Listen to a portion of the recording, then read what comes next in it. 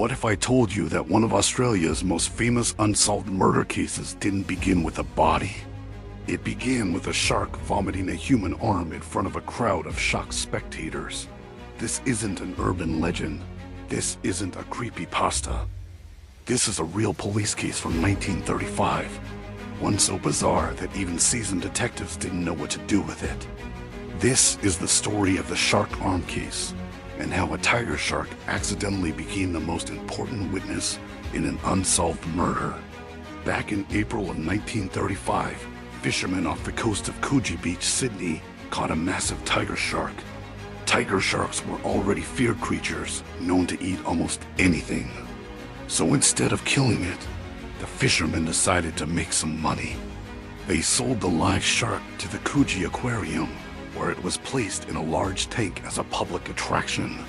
Crowds gathered, families stared, and kids pressed their faces to the glass. For several days, everything was normal, until suddenly, it wasn't. The shark began acting strangely, thrashing violently, refusing food, clearly distressed. Then, in front of aquarium staff and visitors, the shark vomited. What landed on the floor wasn't fish. It wasn't debris. It was a human arm. The arm was intact from the shoulder down. No bite marks, no tearing. Instead, it had been cleanly severed with a blade. Even more disturbing, there was a rope knot tied around the wrist, the kind commonly used by sailors and dock workers. Police were called immediately. And then came the detail that turned this from disturbing to chilling. The arm was tattooed. In the 1930s, tattoos weren't common, especially not detailed ones. Within hours, investigators matched the tattoos to a man named James Smith. Smith was a former boxer known to police with ties to Sydney's criminal underworld. But here's the problem. James Smith was very much alive, at least according to the people who'd seen him recently, which meant only one thing. If this arm belonged to James Smith, then somewhere the rest of him was missing. At first glance, people assumed the shark had attacked Smith, but the autopsy said otherwise. The cut was surgical, clean, precise. This was not an animal bite. This was a murder. Investigators concluded that Smith had been killed elsewhere, dismembered, and his body parts dumped into the ocean, likely weighted down with rope. The shark hadn't caused the death. It had accidentally revealed it.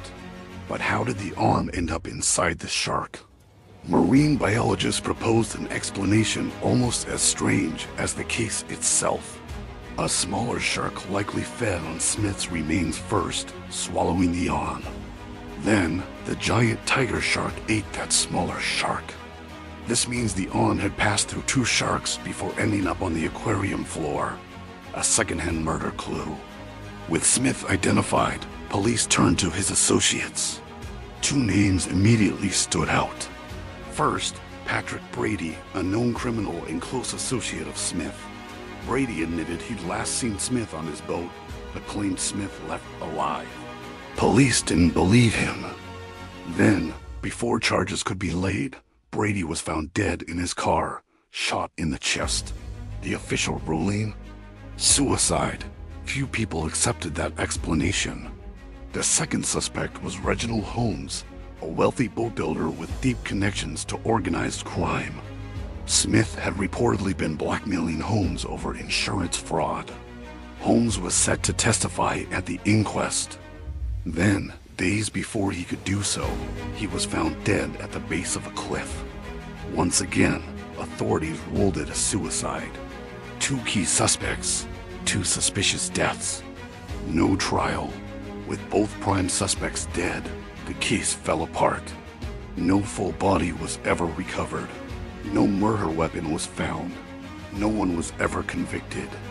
Rumors swirled of police corruption, of underworld influence, of witnesses being silenced. And through it all, one fact remained undeniable. Without the shark, this murder would likely never have been discovered at all. James Smith would have vanished. Just another missing man lost to the sea. Instead, His case became one of the strangest in criminal history. The shark arm case remains unsolved to this day. It's remembered not just because it's bizarre, but because it sits at the intersection of chance and violence. A murder hidden carefully, a body meant never to be found, undone by a shark with a bad stomach. Sometimes justice doesn't arrive through brilliant detective work. Sometimes it floats to the surface in the most unbelievable way imaginable. If you enjoyed this story, like, subscribe, and let me know in the comments, was this a perfect crime, or did someone get away with murder? And I'll see you in the next one.